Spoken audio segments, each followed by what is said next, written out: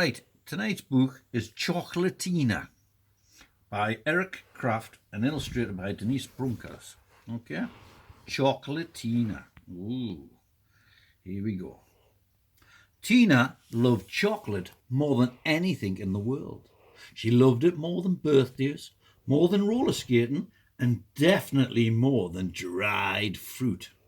Everyone called her Chocolatina. When Dad asked, "How would you like your eggs, Chocolatina?" Tina always said, "With a bowl of Cocoa Crunchies, please." When the lunch lady asked, "What kind of milk would you like today, Chocolatina?" Tina always picked chocolate milk. And when Mom said, "Tonight we have fruit salad for dessert," Tina covered hers with chocolate. Tina's health teacher, Mrs. Ferdinand, hated chocolate and everything else that children liked. "You should eat only foods that are good for you," she told the class. On special occasions like birthdays or full moons, she gave them all dried prunes. Ugh. Mrs. Ferdinand's favourite saying was, "You are what you eat." She would write on the chalkboard and make the children repeat it every day at the end of class. "You are what you eat. You are what you eat. You are what you eat."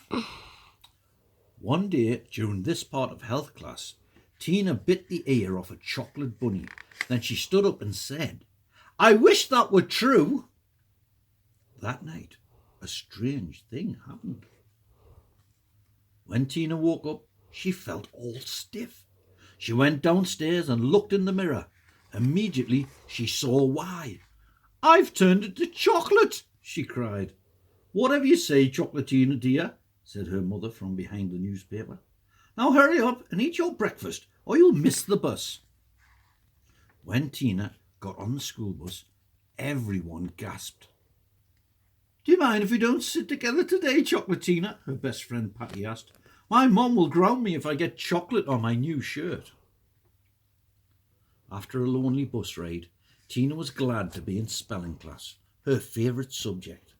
But her first word in the spelling bee was cocoa, and she got so flustered she spelt it wrong. At lunchtime, Jimmy Delrooney tried to bite off one of Tina's elbows. "I just want a dessert," he told the principal. Recess was horrible. Tina was too stiff to run or jump, so she had to just stand and watch everyone else have fun. When it was time to go back in, her feet had melted to the hot pavement. The other children had to carry her back inside. Worst of all, it was time for health class. Mrs. Ferdinand made Tina stand at the front of the classroom. "Didn't I tell you, class? What have I always said? You are what you eat," said the children. "That's right. See me after class, Tina." When everyone else had left, Mrs. Ferdinand began to laugh. "I hoped this would happen. I hoped you wouldn't listen to me. I hoped you'd turn into a chocolate girl. Do you know why?" "Why?" asked Tina, who was shaking so hard she thought she might crumble into a pile of chocolate chips. "Because I love chocolate better than anything," shouted Mrs. Ferdinand. She grabbed Tina, opened her mouth wide, and went straight for Tina's right ear. Just then, the principal walked in. "Mrs. Ferdinand, I was one—" "Mrs. Ferdinand, what on earth are you doing?" I thought she was a prune," said Mrs. Ferdinand. The principal walked Mrs. Ferdinand outside, and she was never seen at the school again. That night, safe at home in her bed, Tina cried a little chocolate syrup tear. "I wish I could be a normal girl again," she whispered. And when she woke up, that's just what she was. "Hooray!" she cried. "I'll never eat chocolate again." "Hurry up and eat your breakfast, dear, or you'll miss the bus," called Tina's mother. On the table was a giant bowl of Tina's favourite super chocolatey cereal. "I'll never eat chocolate again, starting tomorrow," said Chocolatina. The end. Hope you enjoyed that one. It's one of my favourite people. I hope it gets lots of views.